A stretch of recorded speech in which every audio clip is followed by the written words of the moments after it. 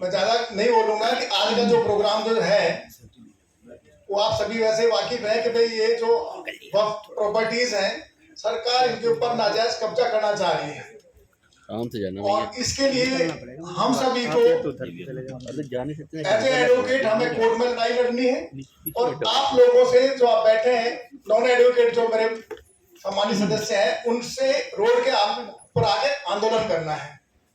तो इसी बात के ऊपर आज आप लोगों को बुलाया गया है और अभी मैं तनवीर भाई से रिक्वेस्ट करूंगा कि आप कृपया मंच पर आए और इसका संचालन करें।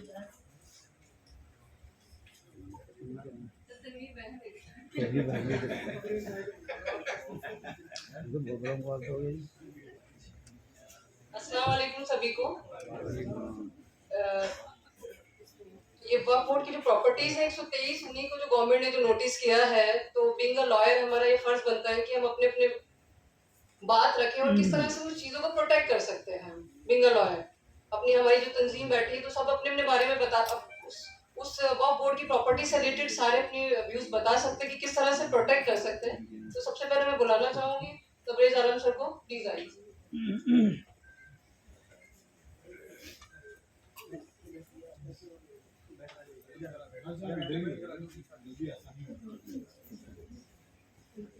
अस्सलाम वालेकुम।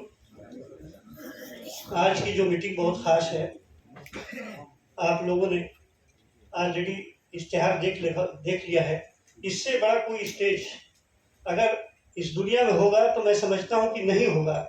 आज ज़रूरत सिर्फ इसी बात की है कि हमें कॉन्स्टिट्यूशन को सेव करना है। इस मिशन में हम सिर्फ दिल्ली की बात नहीं कर रहे हैं, हम पूरे हिंदुस्तान की बात कर रहे हैं। हमें जुड़ना होगा। इससे पहले इस महफिल का इस मीटिंग का आगाज हो, एक कुरान शरीफ की आयत है, मैं आप लोगों के सामने विर्द कर देना चाहता हूँ। औज़ु बिल्लाहि मिनश शैतानिर रजीम, बिस्मिल्लाहिर रहमानिर रहीम। अलम तरा कैफ़ फ़अल रब्बुका बिअस्हाबिल फ़ील अलम यजअल कैदहुम फ़ी तज़लीलिन व अरसला अलैहिम तैरन अबाबील तरमीहिम बिहिजारतिन मिन सिज्जील फजअलहुम कअस्फ़िन माकूल। ये जो मिन सिज्जील है ये अल्लाह का आइटम था। उस वक्त की मैं थोड़ा सा बताना चाहता हूँ, इससे पहले कि मैं इस मीटिंग के आगाज में अपने जितने हमारे मेहमान आए हुए हैं इसका शुक्रिया मैं सिर्फ इस बात से अदा करना चाहता हूँ। आज की जो मीटिंग है इसमें वकला हजरात district court, high court, supreme court से अपने बहुत कीमती वक्त निकाल कर यहाँ पर हाजिर हुए हैं और सब लोगों के सजेशन की ज़रूरत है। जो अभी मैंने आयत आपके सामने विर्द की, एक बहुत बड़ा शातिर बादशाह जो काबा शरीफ को गिराने के लिए अपने पूरे लश्कर के साथ आया हुआ था, उस वक्त की बात है कि अबू तालिब मोहम्मद सल्लल्लाहु अलैहि वसल्लम के दादा थे, वो वहाँ के सरदार थे। उन्होंने उनसे चैलेंज किया कि हमसे आके मुकाबला कर, आज मैं बैतुल्लाह गिरा दूंगा। आपने कहा तू मेरे मवेशी दे दे, हमें कुछ नहीं चाहिए। वो कह रहा है आप तो सरदार है, मैं आप तो सोच रहे थे कि आप हमसे जंग करोगे, बोले नहीं, वो अल्लाह का घर है, अल्लाह उसकी हिफाजत करेगा, मेरा नहीं। उसमें कुछ मवेशी लेकर चला गया। जो वाकया था उसी में ये आयत जो हमने विर्द की है, ये आयत नाजिल हुई हमारे प्यारे मोहम्मद सल्लल्लाहु अलैहि वसल्लम के रियापत ये नाजिल हुई। तो आज मैं जिस शेर से इस महफिल का आगाज कर रहा हूँ उसके पास एक एक लोगों का मैं सजेशन चाहूँगा। आओ चलो बचा लो अपने काबे को, आओ चलो बचा लो अपने काबे को, अब अबाबीलों का लश्कर नहीं आने वाला। तो दोस्तों आज ये ज़रूरत है। फिर भी हम सोच रहे थे आज कम से कम 250-300 अकला हज़ार इकट्ठे होंगे, आज नहीं हुए तो कभी नहीं होंगे। आज हम बता रहे हैं आज वक्त है। ये प्रॉपर्टी 123 का मसला नहीं है। हम एक थोड़ा सा नोट लिख कर लाए हैं जो मैंने रात में उसमें थोड़ी सी मेहनत की थी। महमूद भाई ने कहा था कि आपको स्टेज संभालना होगा, मैं थोड़ा सा 2 मिनट आपकी इजाज़त से मैं उस पर नज़र डालना चाहता हूँ। दिल्ली वक्फ बोर्ड ये इजाद में आ चुका था 1964 में। ये दिल्ली वक्फ बोर्ड नहीं था, ये सेंट्रल काउंसिल थी, वक्फ बोर्ड काउंसिल थी, इसका बना ये इजाद में आ चुकी थी। और 1956 में 54 में दिल्ली वक्फ एक्ट भी बन चुका था। दिल्ली वक्फ एक्ट बनने के बाद अभी तक बोर्ड का कोई कंसेप्ट नहीं था। इसमें 4 अमेंडमेंट, बहुत मेजर अमेंडमेंट हुए और आखिर में एक अमेंडमेंट 1955 में फाइनल हुआ, जिससे वक्फ बोर्ड को पूरी ताकत दे दी गई कि ये जो प्रॉपर्टी है वक्फ बोर्ड की, ये सारी प्रॉपर्टी जो डेडिकेटेड हो गई है, वो मुसलमान ने जो अपनी प्रॉपर्टी को, चाहे मूवेबल हो इमूवेबल हो, वो वक्फ बोर्ड को अगर उसने डेडिकेटेड कर दी, ये प्रॉपर्टी अल्लाह की हो गई, इस पे अल्लाह का हक हो गया।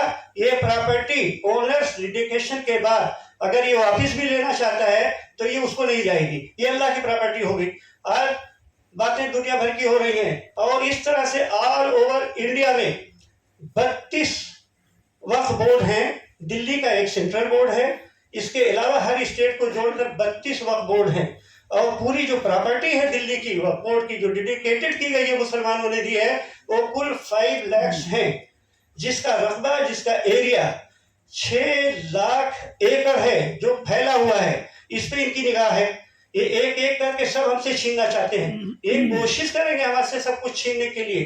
तो हम आज इसी मकसद से आप लोगों की राय लेने के लिए यहाँ बैठे हैं, बुलाई गई है ये मीटिंग, कि हमें ये सजेस्ट करें कि हम इस लड़ाई को, क्योंकि रिएक्शन होगा, रिएक्शन में हमारा एक्शन क्या होगा, वो एक्शन बहुत ही इंपॉर्टेंट है। तो हम इसलिए आज की जो मीटिंग को, इसलिए मैं कहता हूँ, इससे बड़ा स्टेज हमारे पास नहीं है, ना होगा।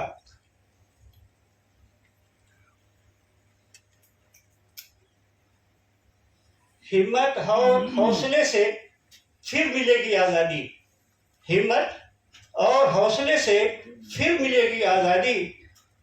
बुज़दिल तो सिर्फ अखबार पढ़ा करते हैं, माफ़ करिएगा मेरा नाम बुज़दिल सिर्फ इसलिए हम इसका इस्तेमाल कर रहा हूँ कि आज इस ओकेज़न पर खचाखच भरा होना चाहिए था। फिर भी जो लोग आए, मैं इनका बहुत शुक्रगुजार हूँ। इसके बाद मैं ये कहना चाहता हूँ, अगर जालिम, इस देश का जालिम, इस देश का हुक्मरान मासूमों की आवाज़ नहीं सुनेगा, तो हमें उनको जगाने के लिए हमें उनसे सवाल करना ज़रूरी है। हम उससे सवाल करते रहेंगे। इसलिए आज का जो मैंने अभी जो बताया, वक्फ बोर्ड की प्रॉपर्टी, ये सारी प्रॉपर्टीज 505 लाख प्रॉपर्टीज खतरे में हैं। ये प्रॉपर्टी इस्लामिक हैं। इस्लामिक लॉ में वक्फ प्रॉपर्टी को इसलिए लाया गया ताकि इससे जो हमारा रेवेन्यू इकट्ठा हो, वो रेवेन्यू इकट्ठा करने के जो इसके सोर्स थे, इस सोर्स से विधवाओं को, मजलूमों को, गरीबों को इससे उनको इमदाद की जा सके। और इनकी निगाह है, ये इनकी निगाह सिर्फ इसी पे टिकी हुई है कि अगर इतनी बड़ी 5 लाख प्रॉपर्टी को अगर ये अपने कब्जे में ले लेते हैं, आपने सुना होगा, हम सब लोग जानते हैं, ओखला हजरात हैं, ज़्यादा कहने की ज़रूरत नहीं है। हम सिर्फ इतना कहेंगे, 1952 में एक ज़मींदार एवोल्यूशन एक्ट आया था, यूपी में आया था। उसके बाद ज़मीनें किसकी थी? वो ज़मीनें हमारी थी, जिसको एबॉलिशन एक्ट से लाकर सारी ज़मीनें हमसे छीन ली गई और हमें दर दर की ठोकर खाने के लिए मजबूर कर दिया गया। तो आज फिर वही दौर आ गया है और आज हमें बिल्कुल यूनाइट होकर, एक साथ इकट्ठे होकर इस जंग को लड़ना है। इस जंग को आज शुरुआत की है, कन्वीनर हैं इस मीटिंग के महमूद पराचा जी। मैं इनसे इजाज़त चाहूँगा। ये कन्वीनर एक ऐसे कन्वीनर हैं, उनके बारे में मैं थोड़ी सी मुख्तसर आपको इंट्रोडक्शन देना चाहता हूँ कि ये मजलूमों के वकील हैं। जहाँ राइट्स होता है वहाँ मैंने इस शख्स को फाइल लेकर without any cost, without any payment, हमने इस आदमी को फिरते हुए देखा है। इसकी ऑफिस में 16-16, 18-18 घंटे आकर घिराव कर देती है पुलिस। ये आदमी टूटा नहीं, तबरेज शायद टूट जाता, शायद महफूज टूट जाता, शायद मंजूर ऑफिस छोड़कर भाग जाता। ये आदमी मुस्तकिल लड़ता रहा। इतने घंटे की रात और दिन की जद्दोजहद के बाद नेक्स्ट डे इस आदमी को, मैं ईमानदारी से कह रहा हूँ, मैं करकर दूंगा कि जो राइट्स हुआ था सीलापुर जाफराबाद में, इनके हाथ में फाइल थी। मैंने इनसे कहा कि भाई इतनी सारी जद्दोजहद के बाद रात तुम्हें किया गया? कहना नहीं तबरेज भाई, हम इन बंदर घुट्टियों से डरने वाले नहीं हैं। हम लड़ाई लड़ेंगे, हम जंग लड़ेंगे, उस वक्त तक लड़ेंगे जब तक मैं इंसाफ न दिला दूं। तो मैं इजाजत चाहूंगा महमूद पराचा साहब से कि इसके बाद कोई लिस्ट दें या आप आए स्टेज पे, और एक लिस्ट जाहिद अली साहब कहीं हैं। हमारे चाहते हैं कि हम सारे जितने लोग आज हमारे यहाँ पर आए हुए हैं अपना अपना नाम जाहिद अली को लिखा दें, ताकि एक एक करके अपनी अपनी राय दें और सच्चे दिल से राय दें कि हमें आगे क्या, इसका कॉज ऑफ एक्शन क्या होगा। Thank you. मैं माफी चाहूंगा, अभी भाई ने कहा है कि भी हमारे लोग कम हैं। अभी रामलीला ग्राउंड में ओबीसी न्याय अधिकार सम्मेलन चल रहा है, तो वहां भी हमारे करीब 300-400 वकील हैं जो ओबीसी समाज के, जो SC ST समाज के। उन्होंने भी हमें बोला भाई हम दोनों जगह, आप वहां भी देखो यहाँ भी देखो, बाकी हम जो है इस वक्त कोर्ट के वाली जो लड़ाई होगी उस हम आपके साथ में रहेंगे। तो इसलिए अभी वकील जो है वहां जो लगे हुए इसलिए यहाँ कम आ रहे हैं। ठीक।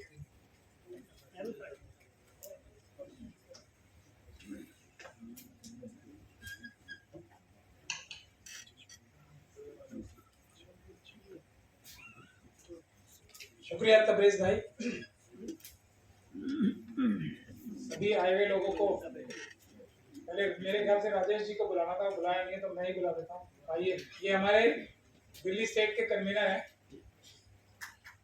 मिशन सेफ कॉन्स्टिट्यूशन के, और एक और भी संगठन है जो नेशनल हॉकर्स फेडरेशन है, उसके भी एक बहुत मजबूत कार्यकर्ता है और हमारे छोटे भाई हैं। तो मैं इनसे कहूँगा आपको सबको फॉर्मली वेलकम कर रहा हूँ, उसके बाद मैं अपनी सभी साथियों को जिंदाबाद, जय भीम।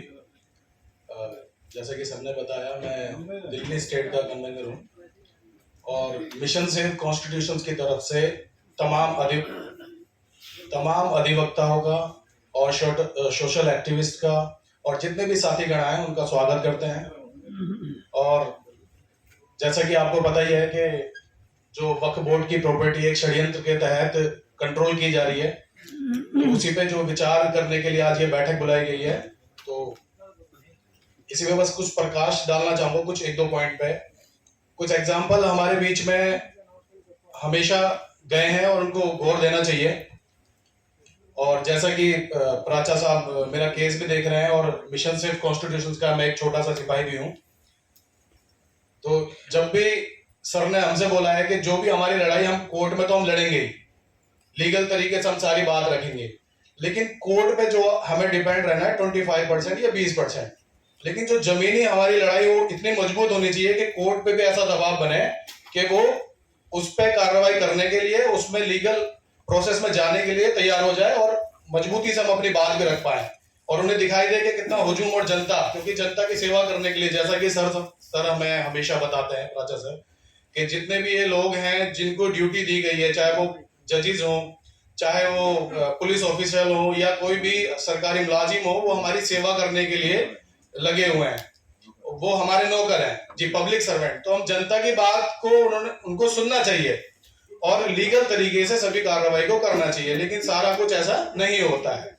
और जमीनी ताकत तो अभी कुछ ही समय पहले किसान आंदोलन ने भी दिखाया था और जो SC/ST एक्ट में बदलाव किया गया था उसने भी दिखाया था। तो जितने भी सोशल एक्टिविस्ट हैं और अधिवक्ता भी बहुत से ऐसे हैं जो सोशल एक्टिविस्ट हैं, अगर हम लोग अपनी लड़ाई को मजबूती से कोर्ट में भी और जमीन पे भी लड़ेंगे तो निश्चित तौर पे जीत हमारी होगी।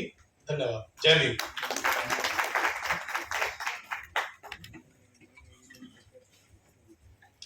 अस्सलाम वालेकुम, जय भीम।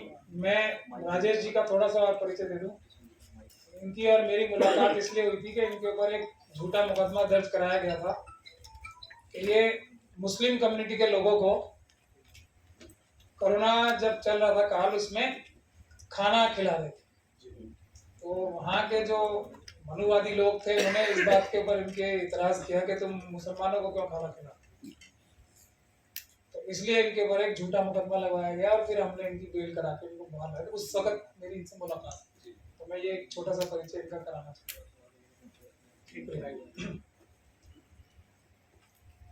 आप सभी लोग आए, बहुत बहुत शुक्रिया।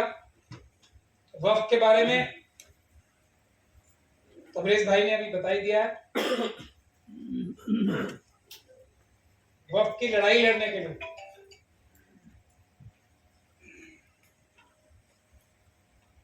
और एक साथ संविधानिक तरीकों से, आईनी तरीकों से लड़ाई लड़ने के लिए सबसे मजबूत अगर कोई फौज है, अगर कोई तंजीम है, अगर कोई प्रोफेशन है, तो वो वकीलों का ही है। आज जो हालात मुल्क में हैं वो किसी से छुपे नहीं है, उसको मैं दोहराना नहीं चाहूंगा। और आने वाला वक्त जो है वो इससे बहुत बुरा होने वाला है, इसको भी किसी को मुझे बताने की जरूरत नहीं। आज जो लोग घरों में सो रहे हैं और इन तहरीकों में शामिल नहीं हो रहे हैं, वो लोग उन लोगों से ज्यादा पछताएंगे जो सड़क पे आके लड़ाई लड़ने को तैयार है। ऐसा मुझे अंदेशा ही नहीं, ऐसा मुझे पूरा यकीन। पूरे मुल्क में जो सबसे ज्यादा पिछड़ी कम्युनिटीज हैं, दो, एक शेड्यूल कास्ट शेड्यूल ट्राइब और माइनॉरिटीज में मुस्लिम कम्युनिटी, वो ऐसी कम्युनिटी हैं जिनके पास ऐसी ताकतें हैं जो अपने सभी परिवारों को, अपने सभी कम्युनिटी के मेंबर्स को मजबूत कर सकते हैं। मुस्लिम कम्युनिटी के पास वक्फ है और शेड्यूल कास्ट और शेड्यूल ट्राइब कम्युनिटी के पास SC ST सब प्लान है। और जो OBC समाज है या दूसरे माइनॉरिटीज के हैं, जो सिख कम्युनिटी है, उसके पास उनका गुरुद्वारा प्रबंधक कमेटी, क्रिश्चियंस के पास अपने एजुकेशनल और जो मेडिकल इदारे हैं और जो उनके दूसरे इदारे हैं वो हैं। OBC समाज के पास उसकी रिजर्वेशन है और उनके पास जो जमीनें थी उनकी पुरानी, जो उनको राइट्स मिले थे, खास तौर पे जाट कम्युनिटी को, गुर्जर कम्युनिटी को, यादव कम्युनिटी को, उनको भूमिदारी के भी हक बहुत पुराने टाइम से दिए गए। इन सभी की प्रॉब्लम्स ये है कि जो भी इदारे, जैसे बिलफर्ज वक्फ बोर्ड, जो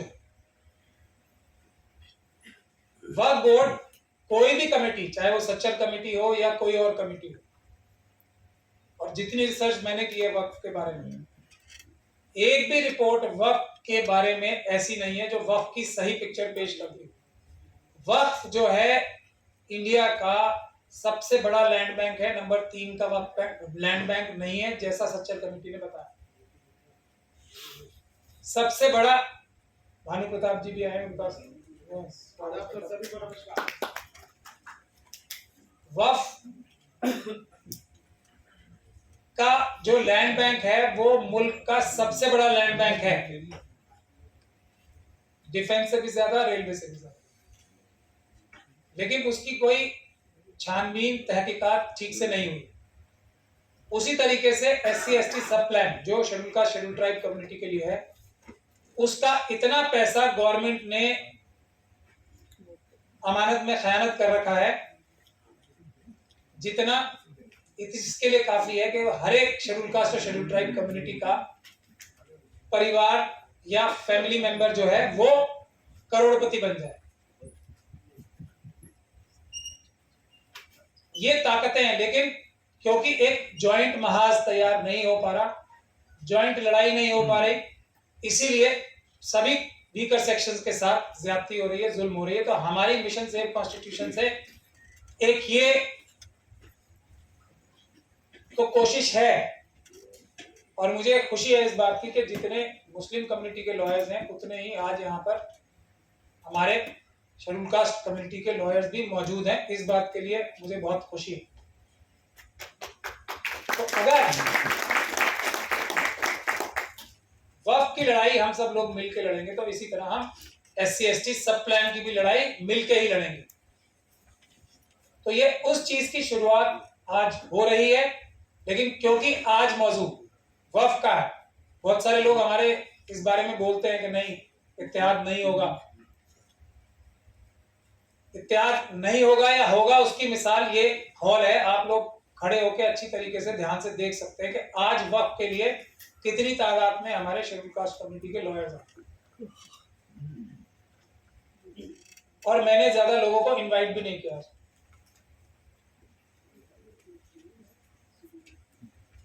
तो अब मुद्दे पे आ जाते हैं। मैं वक्फ एक्ट के बारे में आपको ज्यादा नहीं बताऊंगा, बल्कि आज एक हमने कागज सर्कुलेट किया है। मैं चाहता हूं कि आज जो लोग आए हैं और आज जो लोग नहीं आए उनके पास भी इस पैगाम को, मैसेज को पहुंचाया जाए कि वकीलों को लीड लेनी पड़ेगी। वकीलों को लीड लेनी पड़ेगी, ना सिर्फ अदालतों में बल्कि अदालतों से बाहर भी, कैंपेन की शक्ल में। उसीलिए ये आज मीटिंग बुलाई गई है पहली। इसमें आज करीब 100 के करीब लॉयर्स आए हैं, इससे डबल होने चाहिए थे, नहीं है।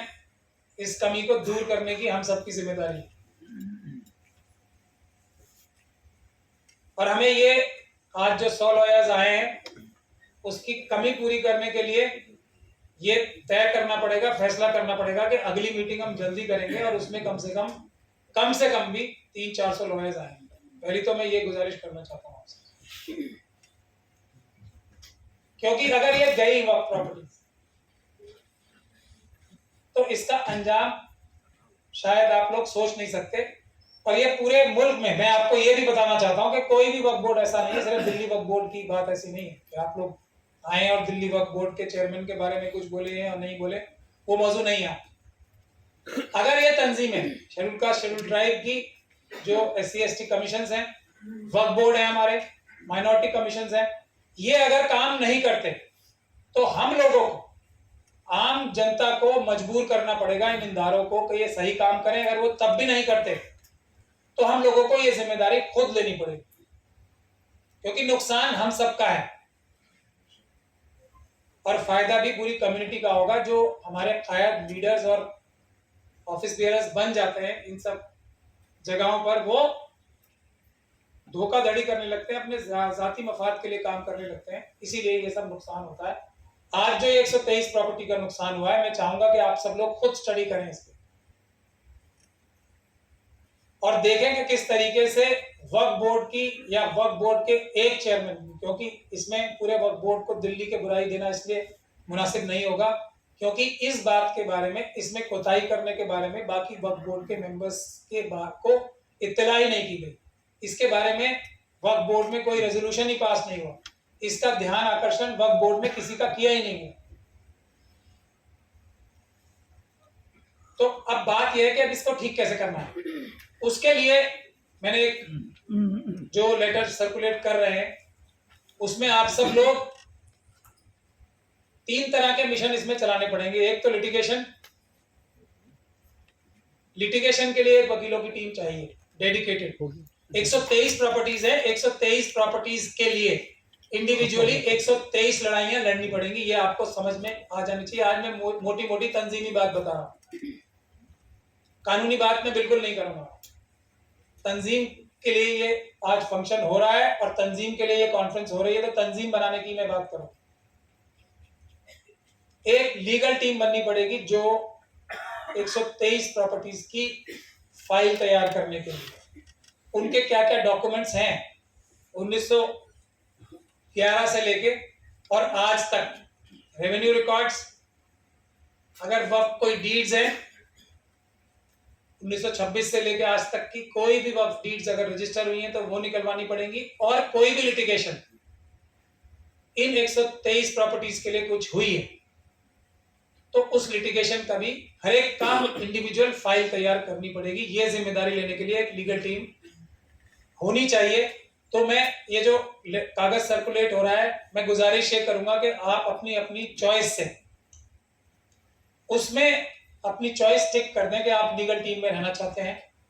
उसके अलावा एक पब्लिक कैंपेन कमेटी भी बन रही है जो दूसरा खाना है, जो लोग बेदारी पैदा करने के लिए, और वकीलों को इसमें आगे रहना पड़ेगा। ना सिर्फ इन 123 प्रॉपर्टीज के जो मुतवल्ली हैं या उनके जिम्मेदारान हैं उनसे मिलना है, ना सिर्फ उन इलाकों में जाके बेदारी पैदा करनी है, चाहे तो मस्जिदों के जरिए की जाए या इलाके में गश्त करके, या पहले से मुतवल्लियान को कांटेक्ट करके ये बोला जाए कि आप अपने इलाके में एक पब्लिक मीटिंग करो जिसमें वकील आके तकरीर भी करेंगे और आप लोगों को रुजू करेंगे, ताकि एक पब्लिक कांटेक्ट हो और उसके बाद एक बड़ा मुहाज शुरू किया जाए। अंजुमन हैदरी जो एक कमेटी है उसके मेंबरान यहाँ मौजूद है, मैं उनके प्रेसिडेंट से भी गुजारिश करूंगा वो भी बोले कुछ ना कुछ, क्योंकि एक वो सक्सेस स्टोरी है बड़ी, और एक मेहरौली की सक्सेस स्टोरी अभी रिसेंट पास्ट में हुई है। उसमें सिर्फ कानूनी लड़ाई नहीं लड़ी गई थी बल्कि एजिटेशन हुआ था, पीसफुल प्रोटेस्ट हुए थे, उसके बाद उसमें सक्सेस मिली थी और वो एक मिसाली और बहुत बड़ी फतेह या जीत थी जिसमें 50,000 करोड़ की प्राइम प्रॉपर्टी बचाई गई थी। उस वक्त भी वक्फ बोर्ड खिलाफ काम कर रहा था और पूरी ताकत लगा रहा था कि किसी तरीके से एक प्रॉपर्टी का केस हम लोग हार जाए।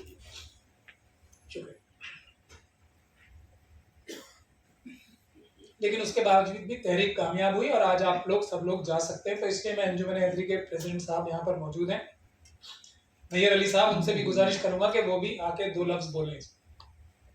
तो कैंपेन की भी उतनी ही जरूरत है, पब्लिक कैंपेन की, और फिर हम रामलीला मैदान इसमें 1-1.5 लाख जितने भी लोग आते हैं वो भी भरेंगे इंशाल्लाह इसी टॉपिक पे। इसके अलावा एक कोऑर्डिनेशन कमेटी तीसरी, जो वसाइल फराम करने के लिए, प्रेस से बात करने के लिए, प्रेस कैंपेन चलाने के लिए, या दूसरी तंजीमें जो हैं, जो हमारी SC ST और OBC की तंजीमें हैं, दूसरे माइनॉरिटीज की तंजीमें हैं, उनसे कोऑर्डिनेशन करके एक जॉइंट महाज तैयार करने के लिए कोऑर्डिनेशन कमेटी की भी बनाने की जरूरत है।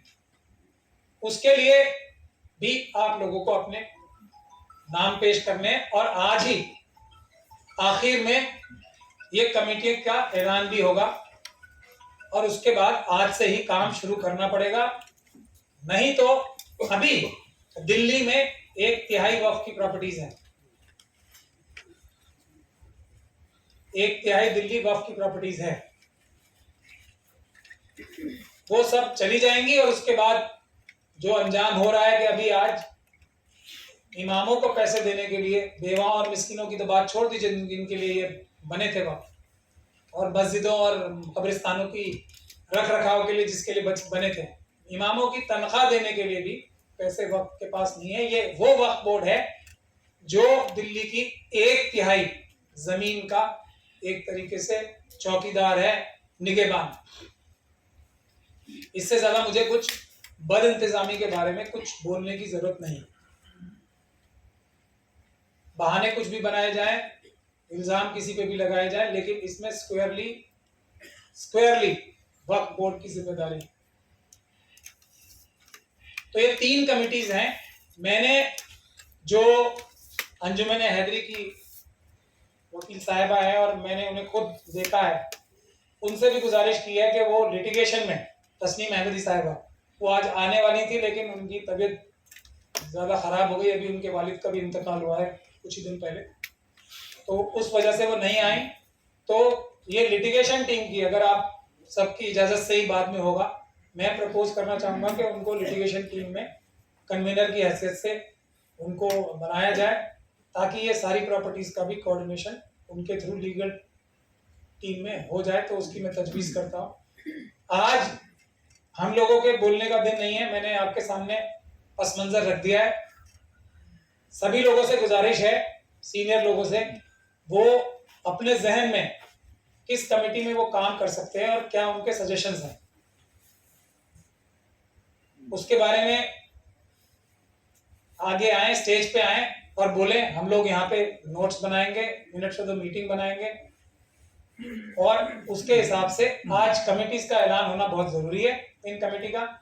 उसके बाद हम इस पे कार्रवाई तुरंत शुरू करेंगे। तो जो भी कोई बोलना चाहता है वो तबरेज भाई को आके यहाँ अपना नाम दे दें और आके अपने अपने ख्यालात का इजहार करें। इसके लिए ही ये मीटिंग बुलाई गई है, कोई तकरीरें करने के लिए नहीं। एक कंट्रीब्यूशन क्या कर सकते हैं और क्या क्या कितना कितना टाइम दे सकते हैं, उसी के लिए आके अपने सभी सजेशन दें।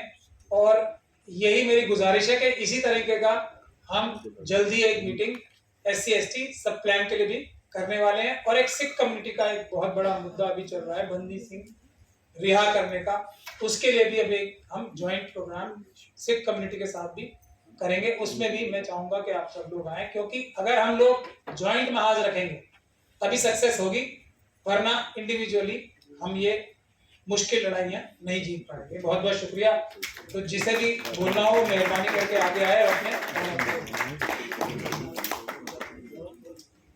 शुक्रिया महमूद राजा जी, आपने आज के प्रोग्राम का एक पूरा खाका बनाकर दे दिया है। ये सारे एडवोकेट हजरात की महफिल है, उनकी मीटिंग है। ये अच्छी तरह से जानते हैं कि हमें कैसे काम करना है। अब हमारे पास एक लिस्ट आई है जिसमें एक रईस साहब हैं जो मेरे सामने बैठे हुए हैं, उसके बाद दूसरा है रईस फारूकी साहब हैं, और मोहम्मद राशा साहब बोल चुके हैं, मोहम्मद साजिद भाई का भी नाम है इसमें, नासिर साहब हमारे सामने बैठे हुए हैं, रईस फारूकी हैं, भानु जी अभी अभी आए हुए हैं, हम इनको भी अभी कुछ देर के बाद स्टेज पर आवाज़ दूंगा। ये बहुत ही बेहतरीन वकील के साथ साथ आज के युग में, आज के ज़माने में जो हालात बिगड़ते जा रहे हैं, उस पर मैं एक शेर इनसे कहना चाहता हूँ कि रहज़न तो रहज़न है, रहबर भी लुटेरा निकला। रहज़न तो रहज़न है, रहबर भी लुटेरा निकला। मंजिल के तलबगारों सिर्फ हिम्मत की ज़रूरत है, अपनी अपनी हिम्मत बढ़ाइए। मैं रईस साहब मेरे सामने बैठे हैं। ये कमेटी 2019 में बनाई गई थी और इसके उस कमेटी के ये मेंबर थे। 52 कब्रिस्तान को अपने कब्जे में ASI ने ले लिया था। उसकी पूरी लिस्ट है। मैं इन्हें 2 मिनट का टाइम देता हूं कि 2 मिनट में अपनी बात ये खत्म करें। रईस साहब।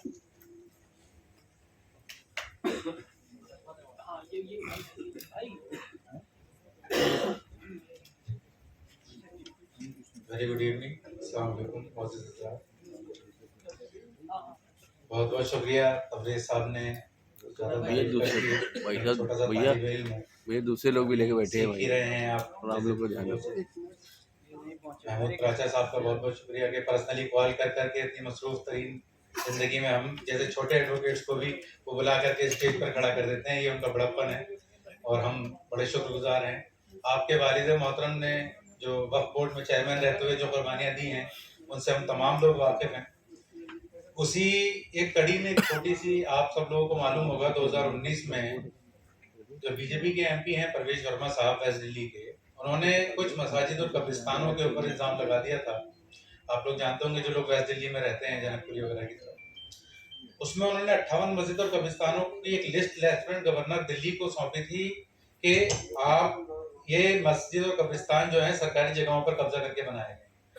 उसी की फैक्ट फाइंडिंग करने के लिए दिल्ली माइनॉरिटी कमीशन ने एक सरकारी कमेटी बनाई थी। उसके हम मेंबर थे, उसके ग्रुप में थे और वो कमेटी ने एक रिपोर्ट 1.5 महीने की दिनों रात की मेहनत के बाद तमाम मसाजिद और कब्रिस्तानों पर फिजिकली जाकर के विजिट करके और उनके कागजात माइनॉरिटी कमीशन में जमा करके तब वो एक रिपोर्ट 250 पेजेस की हमने तैयार की थी, जिसके अंदर जो हमारे सामने बात निकल कर आई वो ये आई कि वो किसी भी तरीके से कब्रिस्तान और मसाजिदें कब्जा करके नहीं बनाई गई थी, बल्कि वो अलॉटमेंट के लिए वहां पर या तो DDA में पेंडिंग थे उनके मैटर या DSIB बोर्ड के अंदर पेंडिंग थे।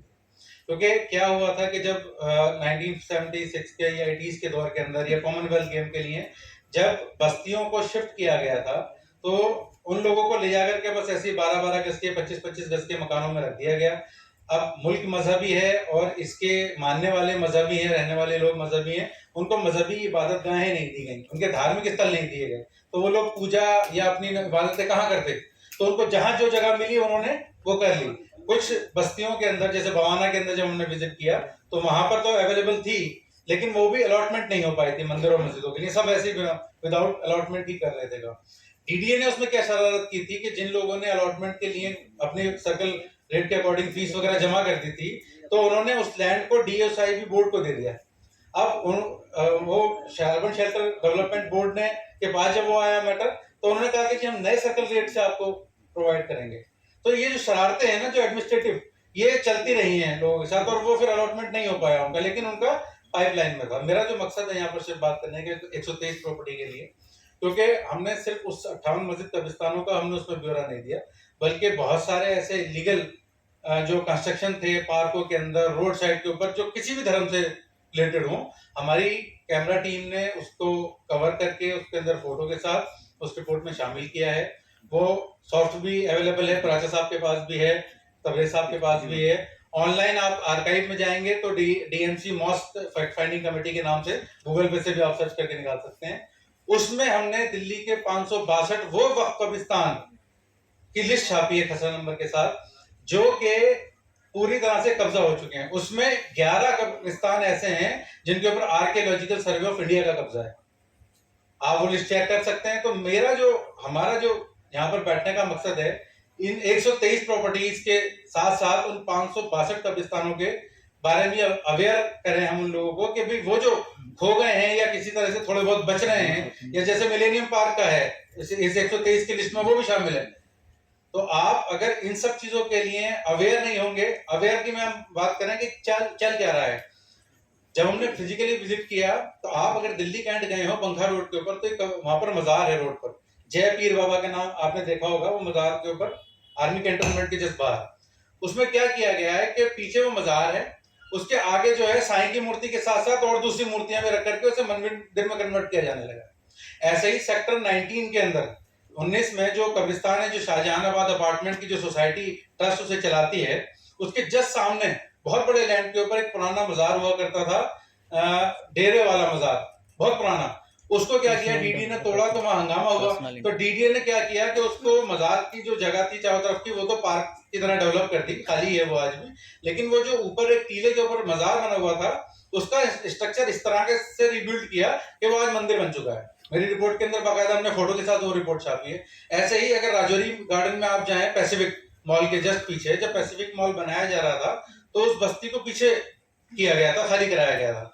तो वहां जस्ट पैसिफिक मॉल के जस्ट पीछे एक मजार है, जहां पर बिल्कुल सेम सिचुएशन इसी तरह की है जिस तरह से इन दो मजारों के साथ हुआ है। तो हमारा मकसद ये है कि ठीक है, हम इन सब चीजों की लड़ाइयां हम लड़ रहे हैं, लेकिन शायद हमारे आसपास बहुत सारी ऐसी चीजें हैं जो कि हम सेव कर सकते हैं, बचा सकते हैं, थोड़ी सी अवेयरनेस की बुनियाद पर। क्योंकि हमने क्या देखा कि जब MP परवेश वर्मा साहब ने लेफ्टिनेंट गवर्नर साहब को लिस्ट दी, तो 3 दिन तक आज तक के अंदर प्राइम टाइम पे चल रहा था, ये प्राइम टाइम में न्यूज कवरेज हुई थी ये। और जब हमने मसाजिद के जिम्मेदारान, कब्रिस्तान के जिम्मेदारान से कांटेक्ट किया, तो उन्हें इस बारे में कोई इंफॉर्मेशन ही नहीं थी कि उनकी मस्जिद की या उनके कब्रिस्तान की शिकायत उसमें दी गई। हैरत तो ये है कि परवेश वर्मा साहब ने न जाने क्या सोच रखते हैं वो, जो मंगलापुरी F ब्लॉक में जो आप रोड पर बिल्कुल कॉर्नर पर बड़ी मस्जिद देखते होंगे, वो उनके फादर साहब सिंह वर्मा साहब ने 1993 में PAC लगा करके उसकी सरंगे बुनियाद रखवाई थी और उस मस्जिद तक का नाम दे दिया था। ऐसे ही दीनपुर के अंदर जो आप नजफगढ़ जोन के अंदर देखेंगे,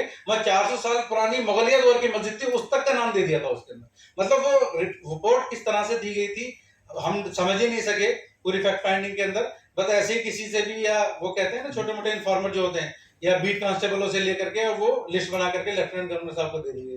हालांकि फिर उनकी फजीयत हुई उसमें, हमने उसमें रिकमेंडेशन दी कि इस तरह का कोई भी MP MLA जो है पार्लियामेंट की एथिक्स कमेटी को लिखा, उसमें रिकमेंडेशन दी कि अगर कोई भी आगे MP और MLA इस तरह की कोई भी कम्युनल वायलेंस को क्रिएट करने वाला या कोई एटमॉस्फेयर क्रिएट करने वाला कोई भी बयान देता है बेबुनियाद, तो वो जो है उनकी सदस्यता रद्द की जाए। तो बस सिर्फ और सिर्फ यहाँ मकसद ये है कि बेदारी के लिए बहुत जरूरी है, क्योंकि हम लोग अवेयर नहीं है, अवेयर होंगे तो बचा सकेंगे। इसके बस एक शेर से मैं अपनी बात खत्म करना चाहूंगा, क्योंकि जैसे हालात मैंने देखे सबके साथ है, ये SC ST दलित सबके साथ अवेयरनेस कहीं भी नहीं है। ऐसी मुस्लिम कम्युनिटी के साथ भी यही हालात है कि गफलत ज़दों के शहर में बेदार कौन है, अगर हम ही सो रहे हैं तो होशियार कौन है।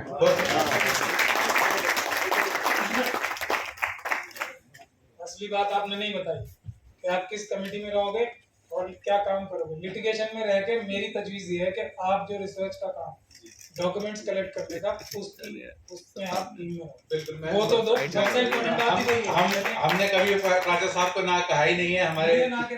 आप बुलाए इसलिए गए, आप गलत जगह बैठे हैं यार, इसको ऊपर कर लो। जो भी खिदमत आई ये है, जहाँ पड़ा रहे तो अपना कर लेंगे, थोड़ा सा संभाल रखो और क्या पहुंचा के रखो। मस्जिदों के आप आना जान कर रहे हैं। तो अब हम ये चाहेंगे कि और भी प्रॉपर्टीज के इस चीज की जिम्मेदारी आप लो कि रिसर्च करके डॉक्यूमेंट्स निकालने का काम आप करोगे, लिटिगेशन टीम में रह के वो प्रपोज करो ताकि ये रिकॉर्ड में लिखा जाए।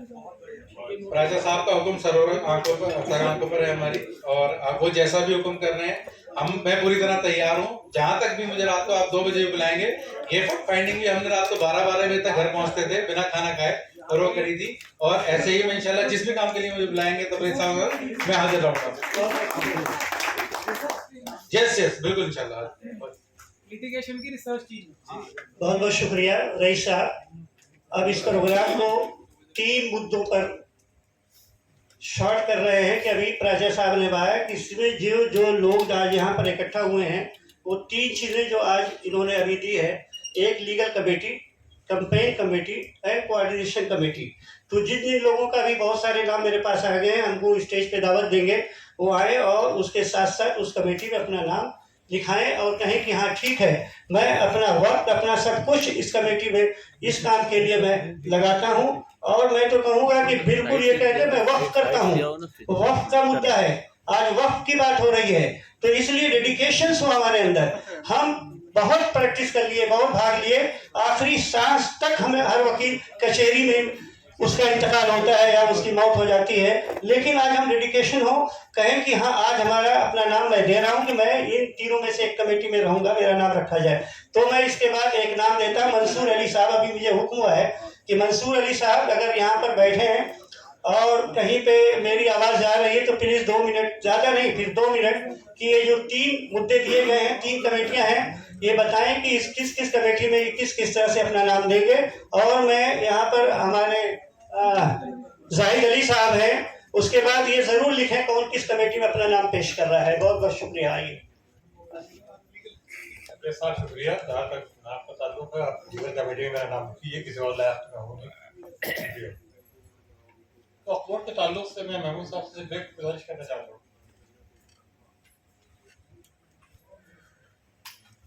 जब तो औकाफ की जितनी भी आपकी जायदादें हैं उन पर मुसीबत आनी उस वक्त से शुरू हुई जब से ये वक्फ बोर्ड कायम होने शुरू हुए। अगर वक्फ बोर्ड मैं समझता हूँ नहीं हो तो शायद ज्यादा मुस्तैदी से हम लोग कुछ कर पाएंगे। ध्यान रखो ये बिल्कुल ऐसा ही है जैसे डीडीए बनने से पहले दिल्ली की जो प्रॉपर्टीज थी उनके रेट्स कुछ और थे। डीडीए और जहाँ डेवलपमेंट अथॉरिटीज पूरे हिंदुस्तान में बनना शुरू हुई तो प्रॉपर्टीज के रेट्स भी जो है जो कहा पहले 100 रुपए गज होती थी वो कहीं 1000 रुपए गज पहुंच गई, जहाँ 1000 रुपए गज होती थी वहाँ 10,000 रुपए गज पहुंच गई। तो वक्फ बोर्ड तो आजकल औकाफ की जायदादों को बचाने के लिए नहीं है, वो अकोमोडेट करने के लिए है कि सियासी तौर पर कहीं मैं कहीं रूलिंग पार्टी से अगर ताल्लुक है, एमएलए एमपी नहीं बन पाया तो कहीं चेयरमैन का मौका मिल जाता है, कहीं मेंबर बनने का मौका मिल जाता है। अफसोस की बात यह है कि बार काउंसिल से भी जो लोग इलेक्ट होकर के वक्फ बोर्ड पे मेंबर बनते हैं और जिनकी को मेंबर बनाने की खास वजह ये थी कि साहब ये ज्यादा एक्स्ट्रा ऑर्डिनरी तौर पर जो है इस बात का ख्याल रखेंगे कि कहीं इलीगलिटीज ना हो, कोई ऐसा काम वक्फ बोर्ड के जरिए से ना हो जिससे औकाफ को नुकसान पहुंचे। लेकिन ये हो नहीं पा रहा। तो औकाफ की जो कारकर्दगी है, सॉरी वक्फ बोर्ड की जो कारकर्दगी है, इस पर भी जरा ख्याल रखने की जरूरत है। मैं समझता हूँ हम लोगों को उस पर भी गौर करना चाहिए कि हमारे लिए जो इस वक्त मुसीबत की जड़ बने हुए हैं हर जगह, वो मिसमैनेजमेंट वक्फ बोर्ड में या मिस्टीरियस मैनेजमेंट की वजह से जो है ये तमाम परेशानी आ रही है। वरना वक्फ बोर्ड की ये जिम्मेदारी है कि कहाँ कहाँ औकाफ हैं वो उसका खुद ख्याल रखे और औकाफ की जायदादों के ताल्लुक से एक चीज़ और मैं अर्ज करना चाहूँगा कि ये तो कंटिन्यूएशन है, एक लामतनाई सिलसिला है। आज एक मस्जिद को अभी हमारे भाई बता रहे थे, आप एक मस्जिद को बचाने लगी है तो दूसरी पर आफत है, दूसरी को बचाने लगी है तो तीसरे पर आई है, 3 मसाजिद को बचा लिया आपने तो पता चला कि 4 मदारिस जो है वो मुसीबत में है। मदारिस से छुटकारा मिला, पता चला कि कब्रिस्तान बच पा रहे। ये कर महमूद कराचा साहब हमारे पास के मुस्तैद हैं, उन्होंने ये हिम्मत और हौसले का काम किया, लेकिन ये बड़ा काम है, बड़ा काम है और बहुत ही यकसुई से और डेडिकेशन से करने का काम है। तो मैं गुजारिश करूंगा अपने तमाम साथियों से कि इसको सवाब के तौर पर लें। ये मिशन सेव कॉन्स्टिट्यूशन है, वैसे भी ये कॉन्स्टिट्यूशनल ड्यूटी है हमारी कि हम औकाफ का खासतौर से, क्योंकि औकाफ जो है वो आमतौर पर प्योरली चैरिटेबल चीज़ है, चाहे वो रिलीजियस औकाफ हो या नॉन रिलीजियस औकाफ हो। औकाफ की आमदनी, औकाफ के प्रॉपर्टीज सिर्फ चैरिटीज के लिए हैं, इदारों के लिए हैं, लोगों की मदद करने के लिए हैं, लोगों की गुर्बत खत्म करने के लिए है। तो इस टाइप पर अगर हम लोग सोचेंगे और इसको कदम अपने इस तरफ अगर बढ़ा सकेंगे ठीक से, तो मैं समझता हूँ कि कुछ तो कुछ कामयाबी हम लोग हासिल कर पाएंगे।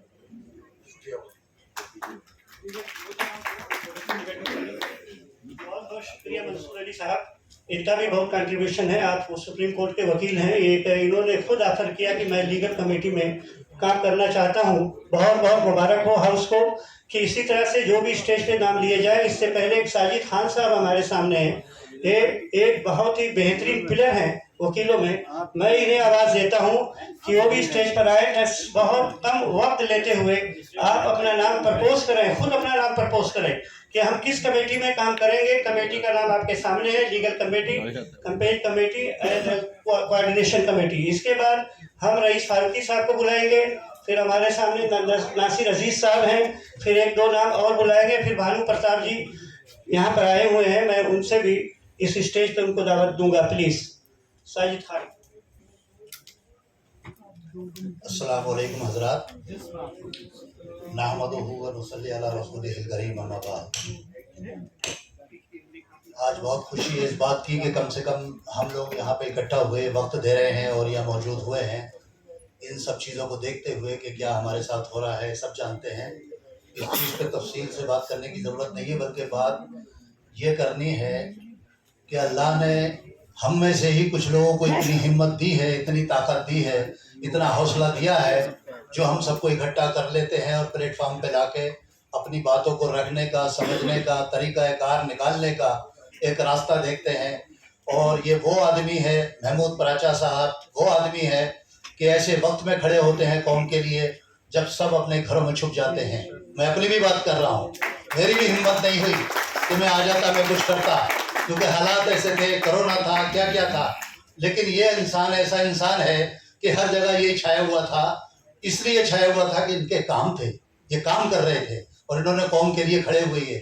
परवाह नहीं की कि कौन सी एजेंसियां इनके पीछे लगी हैं, सभी लगी थी, लेकिन उसके बावजूद काम किया। अब ये कि छोटा सा वक्त मिला है और मेरी ये तजवीज़ है, सबसे पहले तो मैं ये बता दूं कि मैं लीगल कमेटी में पूरी तरह से तन मन धन से महमूद भाई के साथ और हम सब आपस में सब लोगों के साथ इस कमेटी के लिए हूँ। उसके अलावा दूसरी बात यह है कि कोऑर्डिनेशन के लिए भी अगर ज़रूरत पड़ती है तो भी मैं मौजूद हूँ। हर काम के लिए जो मुझे हुक्म होगा, जो मेरी जान है, मैं हाजिर हूँ हर वक्त, हर तरीके से। एक बात। दूसरी बात ये कि हमें ये भी समझना बहुत ज़रूरी है कि हमारा इस प्रॉपर्टीज़ में लीगल स्टेटस क्या है और क्या रहा और किसने क्या किया है 123 प्रॉपर्टीज़ का। तो मैं बहुत शॉर्ट में ये बता देना चाहता हूँ आपको कि कोई ऐसी घबराहट की या कोई ऐसी परेशानी की बात नहीं है, सिर्फ हमारे कोऑर्डिनेशन की और हिम्मत की बात है। अगर हम इकट्ठा हो जाएं तो किसी की ताकत नहीं, क्योंकि देने वाले, क्योंकि लेने वाले। देखो, आज याद रखो कि इन प्रॉपर्टीज़ को लेने वाले हम नहीं हैं, हमारी औकात नहीं है और ना किसी की औकात है छीनने वाली। ये तो अल्लाह ताला रास्ता देता है और खड़ा कर देता है। वो एक बंदे से, मच्छर से सब कुछ वसूल करवा सकता है, पूरी ताकत ले सकता है और नेस्तो नाबूद कर सकता है। तो आप और हम ये ना सोचें कि हम बहुत कुछ कर लेंगे, लेकिन हमें खड़े होना ज़रूर है। अल्लाह ताला रास्ता देता है, हिम्मत देता है कि आओ तुम, और कामयाबी तो मैं दूंगा। वही उसी की वजह से मैं ये बता रहा हूँ कि मैंने कभी पब्लिसिटी नहीं की, कभी बताया नहीं, लेकिन बहुत पटिशन डाल के कब्रिस्तानों को सेव किया है। मंडौली में 1991 में 56 बीघे कब्रिस्तान था, जिसपे आधे से ज़्यादा कब्जा हरिजन उसकी कॉलोनी बस चुकी थी। वहाँ के लोग आए कि हमें दफन नहीं करने देते हैं उसके अंदर, और कई कई दिन डेड बॉडी रखी रहती थी। हर डीसीपी ने जाके मामले को हल किया। हमने हाई कोर्ट में रिट डाला, 1991 की बात है। और रिट डालने के बाद हाई कोर्ट का ये ऑर्डर हुआ चीफ जस्टिस का कि आप इसकी बाउंड्री करके, जितनी जगह बची है उसकी बाउंड्री करके, गेट लगा के, नक्शा बना के, पूरा मैप बना के, और यहाँ लेकर के आइए 2 बजे। और सारी अथॉरिटी, चेयरमैन, ये वो, मतीन साहब थे उस वक्त, सबके सब आए। 3:30 बजे आकर के उन्होंने चाबी सौंपी कि ये है। तो किसकी वजह से हुआ? खड़े होने की वजह से हुआ। वहाँ के मुसलमान थे और वो आए और वो मिला, और आज कब्रिस्तान चल रहा है। 72 बीघे महरौली औलिया मस्जिद के सामने कब्रिस्तान था। मैंने 2004 में स्टे कराया, डायरेक्शन कराई, प्रदीप नंदरा जोग साहब थे, डायरेक्शन कराई कि ये वक्फ बोर्ड जाकर के अपनी बाउंड्री करे, अपने गार्ड्स लगाए, लेकिन कोई नहीं गया वहाँ पे गार्ड लगाने, बाउंड्री करने, कोई नहीं गया।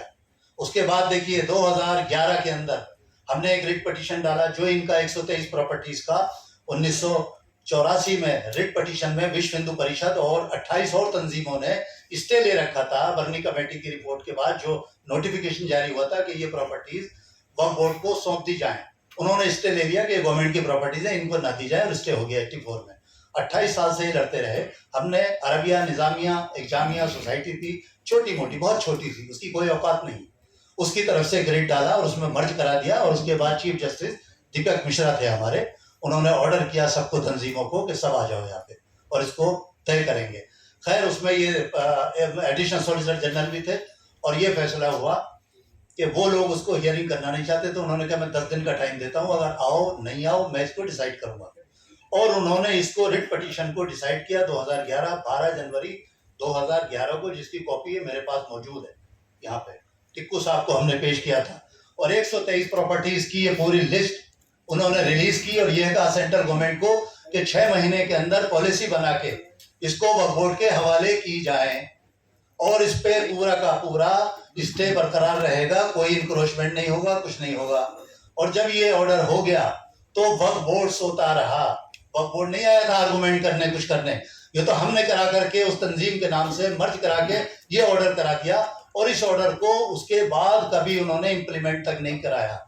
आमिर सुहेल जो एक हिंदू समाज में कौन सा वो है अखबार है, उसके अंदर वो बेचारा लड़ता रहा, वो KM खान साहब के वहाँ घर भी दफ्तर भी सब जगह जा रहा था, माइनॉरिटी के क्योंकि वक्त वो मिनिस्टर थे, लेकिन किसी ने कोई नहीं सुनी, कुछ नहीं किया। 2014 में जब कांग्रेस जाती हुई टपकती हुई सरकार थी रात को, तब उन्होंने एक नोटिफिकेशन जारी किया कि ये प्रॉपर्टीज वक्फ की इनको दे दी जाएं। उसके बाद उन्होंने 2-4 महीने के बाद उसको भी रिट पिटीशन डाल के दोबारा स्टे करा दिया। लेकिन वक्फ बोर्ड कहीं पे नहीं गया कहने के लिए, कहीं पे कोई पिटीशन नहीं डाला और कहीं पे कुछ नहीं किया। हमें ये कहते थे, हम जब भी खड़े हुए वक्फ बोर्ड में तो उनकी तरफ से वकील आता था, कहता था ये ब्लैकमेलर है, तो कोर्ट ये कहती थी ये ब्लैकमेलर है, मगर इनके पैराग्राफ 1 और 2 में तो ये लिखा है कि वक्फ बोर्ड मालिक इन प्रॉपर्टीज का, फिर ये किसके लिए काम कर रहे हैं। तो वहां शर्मिंदा होते थे, जलील होते थे। मगर ये कारकर्दगी मैं बता रहा हूं कि उसके बावजूद ये लड़ाई यहीं से इनकी जाने की शुरू हुई है। जब ये यहाँ पे अरबिया तंजीम ने डाला ये, तो वो पूरी तरह हावी हो गए कि इसको उखाड़ के फेंको, और इस जगह को तबलीगी जमात को 15 करोड़ में बेच दिया वहां के गुंडों ने। इस जगह को 31 बीघे वो कब्रिस्तान की लैंड, और वहां पे LNDO के ऑफिसर ने कोऑपरेट करके 5 बीघे के अंदर मस्जिद और मदरसे का एरिया कवर करवा दिया कि तुम इसको बनाओ, मस्जिद मदरसे का, किसी का कोई पर्सनल नहीं है। हम क्लियर कहते रहे, लिखते रहे कि ये वक्फ बोर्ड की जगह है, वक्फ बोर्ड ले और कौम के लिए इस्तेमाल करे इसको, लेकिन किसी और के लिए अगर बेचोगे तो हम नहीं बेचने देंगे। लेकिन कौम के लिए स्कूल बनाओ, कॉलेज बनाओ, हॉस्पिटल बनाओ, कुछ भी करो, हम सरेंडर करने को तैयार है। ना हम इस पर कब्जा कर रहे हैं, ना कुछ कर रहे हैं। ये उनकी है। उन्होंने हमें निकालने के लिए, इस तंजीम को निकालने के लिए रिट पिटीशन डाले सारे गुंडों ने मिलकर के, और इसके अंदर ये लिखा है साहब कि ये सारा रिमूव किया जाए जो मस्जिद मदीना मस्जिद बनी है, उसके अलावा जो कंस्ट्रक्शन हुआ है, जो मस्जिद है उसको भी, मदरसे को, सबको रिमूव किया जाए। और 3-3 पिटीशन बड़ी बड़ी हैवी वो लेके वकील हजरात को लेकर के उन्होंने डाले और डाल करके सब डिसमिस करा दिए। और जब डिसमिस करा दिया, उसके रिवीजन डाला, वो डिसमिस हो गया इस बात पे कि भाई तुम ये रिमूव तो करा रहे हो, तुम अपनी कह रहे हो, लेकिन तुम्हारी कुछ नहीं है, ये तो तुम खुद कह चुका है LNDO की है। और जब हमने कंटेम्प्ट डाली इस ऑर्डर की, तो उस ऑर्डर में आके अली साहब जो यहाँ के चीफ एग्जीक्यूटिव ऑफिसर थे, उन्होंने ये कहा हमारे कंट्रोल में नहीं, हम कुछ नहीं कर सकते, हम सफाई नहीं करा सकते। अब जब एफिडेविट दे दिया यहाँ पे इस बात का कि हमारा कोई लेना देना नहीं है, तो बताइए क्या कर सकते हैं। हाँ, तो और अली साहब के साथ अब मुकदमा हो गया है, और उस वक्त उनके ऊपर 5000 रुपए की कॉस्ट पड़ी, जो हमारे वो जज साहब थे, उन्होंने डाली कि तुम नहीं करा सकते तो तुम यहाँ आ भी नहीं सकते, तो किस लिए तुम CO। बहरहाल ये है कि छोटी सी बात ये है कि उसके बावजूद कुछ नहीं हुआ। उसके बाद अलग अलग 1 मैन कमेटी बनी, उसको वक्फ बोर्ड ने चैलेंज नहीं किया। उसके बाद फिर हार गए, रिवीजन डाला, LPA डाला, सब कुछ डाला, मगर वो गुंडों से मिलकर करते रहे वहां के जो बिल्डर थे। और 3 पिटीशन डिसमिस कराने के बाद तब वो उन्होंने सुप्रीम कोर्ट में जाके SLP भी नहीं डाली उनकी कि भाई हम कम से कम सुप्रीम कोर्ट में जाके इसको बताएं ये है क्या, और ऐसे घूम रहे टहल रहे, अल्लाह बेहतर जाने। बहरहाल मैं इस मंच से यही कहना चाहता हूँ कि ये बात मैं बहुत पहले से भी कहता रहा था, मगर हिम्मत नहीं थी कि जो आज प्राचा साहब ने, महमूद भाई ने किया है, ये बहुत जरूरी है। और ये मीटिंग इस तरह की हर 15 दिन या महीने में होती रहनी चाहिए, ताकि हमारी कौम को ये पता चले हम कर क्या रहे हैं, हम सो रहे हैं या जाग रहे हैं। और अगर हम ये भी नहीं कर सकते तो फिर हम क्या करेंगे? अल्लाह तो काम लेगा किसी ना किसी से, वो ले लेगा, लेकिन हमें अपना दर्ज कहाँ कराना है ना, हमें अल्लाह के सामने क्या हिसाब देना है, हमें सबसे पहले वो देखना है। और मैं इसका बहुत बहुत शुक्रगुजार हूँ आप सबका कि आपने यहाँ वक्त दिया, टाइम दिया। Thank you very much.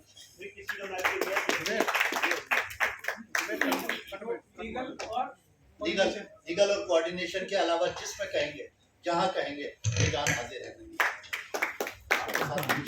Shahid Khan साहब बहुत बहुत शुक्रिया। आपने एक बहुत अच्छी और जज्बाती तकरीर की, उसकी तर्जुमानी सिर्फ मैं एक शेर में कह सकता हूँ जो आज बहुत लाजिम है कि शाखों से टूट जाएं वो पत्ते नहीं हैं हम, तूफान से कोई कह दे औकात में रहे। हम बहुत बहुत आपका शुक्रगुजार हूँ कि आपने एक हिम्मत बनाई कि हम ये लड़ाई लड़ेंगे और इस जमीनों के लिए हम आगे जाएंगे, आगे तक जाएंगे, जाते रहेंगे। इसके साथ मैं एक नाम आपके सामने नाम को आवाज देता हूँ, रईस फारूकी साहब हैं, उनके बाद नासिर अजीज साहब हैं। लिस्ट हमारी लंबी हो गई है, बस सिर्फ ये आकर स्टेज पर ये बताएं कि हमें किस कमेटी में मैं तन धन मन से काम करूंगा और डेडिकेशन होगा हमारा, हम अपने आप को वक्त कर देंगे उस कमेटी के लिए। रईस फारूकी साहब, वैसे भी मैं बता दूं ये हमारे 30,000 के एक पिलर हैं जी। रईस फारूकी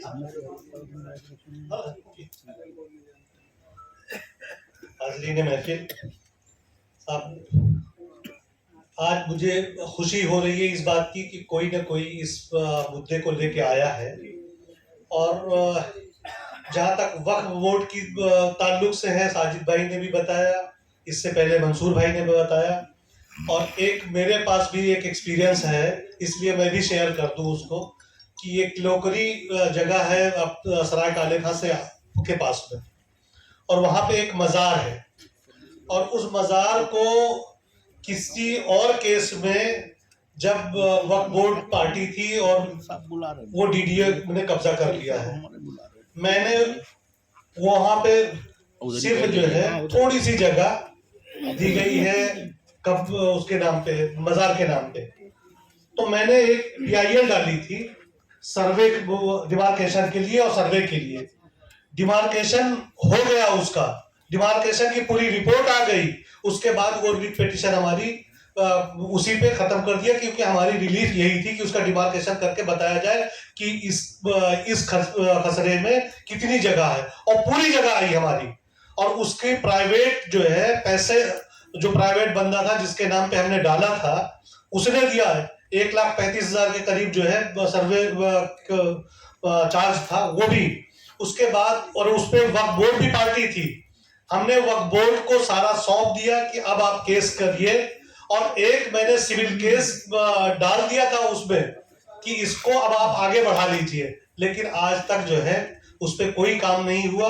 और चूंकि उसमें एक आज जस्टिस है, वो पहले कभी उसके स्टैंडिंग काउंसिल थे, तो उनका कोई एक स्टेटमेंट है जो एडवर्स है, उसको लेके वक्फ बोर्ड खामोश बैठी हुई है। तो इस तरह से वक्फ बोर्ड का काम तो वक्फ बोर्ड के भरोसे नहीं है। बाकी दो तरीके होते हैं लड़ने के, एक रोड पे और दूसरा लीगल। रोड पे लड़ने वाले जो ताकत थी वो इस वक्त तो मैं उससे मायूस हूं कि शायद हम रोड पे अब नहीं लड़ पा रहे हैं।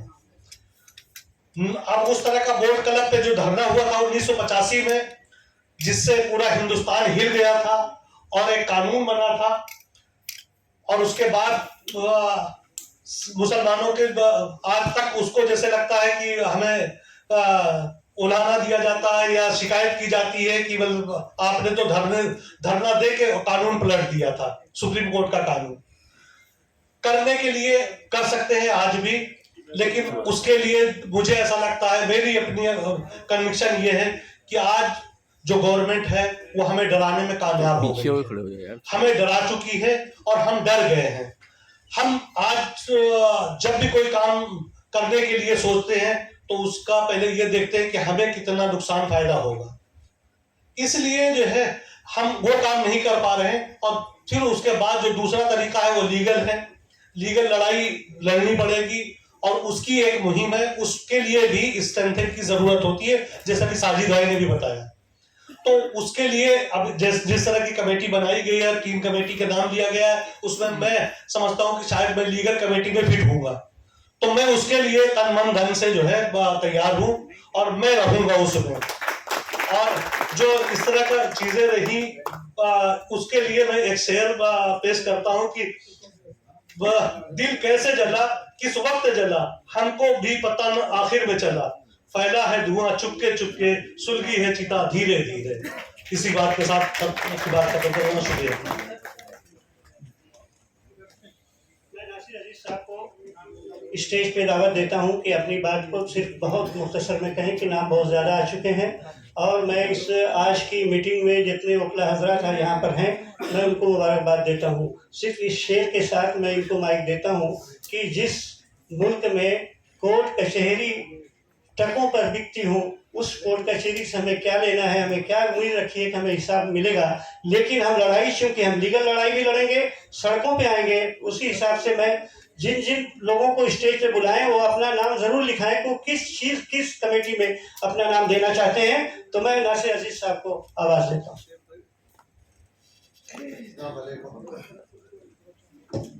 हाज़रीन, मैं देख रहा हूँ कि हर मुकर्रिर से मेरे फाजिल दोस्त ने दरख्वास्त की है कि 2 मिनट में अपनी बात कह दें, लेकिन ऐसा अब तक हुआ नहीं। 2 मिनट जाहिर है बहुत कम वक्त है। 2 मिनट में तो मैं सिर्फ यही कह सकता हूँ कि ये जो आज यहाँ हम सब इकट्ठा हुए हैं और जिस तहरीक की आज यहाँ बुनियाद डाली जा रही है, जिसके रूह रवां महमूद पराचा साहब हैं, मैं समझता हूँ कि हमें इस बात से बिल्कुल घबराने की ज़रूरत नहीं है कि आज हमें अपने सामने कुछ कम तादाद में लोग नज़र आ रहे हैं। देखिए, इसका तो हल एक ही है। तारीखी तौर पे ये चीज़ हमारे मजरू सुल्तानपुरी साहब बहुत पहले कह गए कि मैं अकेला ही चला था जानिबे मंजिल, मगर लोग साथ आते गए और कारवां बनता गया। तो इसमें तो घबराने की और मायूसी की ज़रूरत है ही नहीं। ये कारवां ज़रूर बनेगा। लेकिन मैं एक शेर और अल्लामा का आपके सामने पेश करता हूँ जिसकी बड़ी अहमियत आज भी है। हालांकि तकरीबन 90 या 100 बरस पहले ये शेर कहा गया था तस्वीर दर्द में कि न समझोगे तो मिट जाओगे हिंदुस्तान वालों, तुम्हारी दास्तां तक भी न होगी दास्तानों में। ये आज़ादी से कबल का मामला है। हिंदुस्तान में जिन लोगों को मुखातिब किया गया वो कुछ और मामला था, लेकिन मैं समझता हूँ कि उससे ज़्यादा अहमियत इस वक्त है इस शेर की।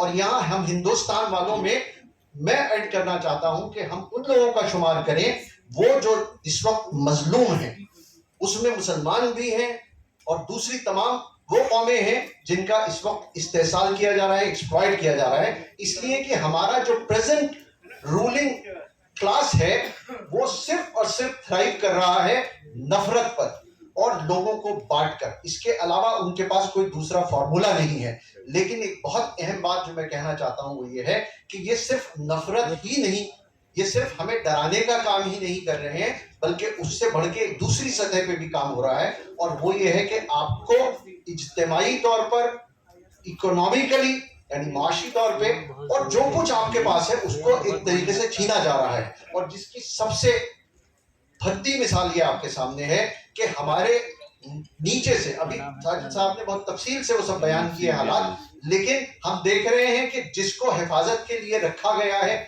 वही हट गया हिफाजत से। तो जाहिर है ऐसे में हम लोगों को, वकला को, खास तौर से लॉयर्स कम्युनिटी बहुत स्ट्रांग होती है हर जगह, हमें यहाँ आना पड़ेगा, एकजुट होके इसका मुकाबला करना पड़ेगा। और मैं ये अर्ज कर दूं कि यहाँ अभी जो 123 आपको ये प्रॉपर्टीज की बात नजर आ रही है, जैसा कि महमूद साहब ने भी कहा, ये 123 प्रॉपर्टीज की बात नहीं है। ये तो पूरे मुल्क में आपको हर तरह, हर सूबे में, हर जगह जद्दोजहद करनी पड़ेगी, यकजहती का मुजाहरा करना पड़ेगा।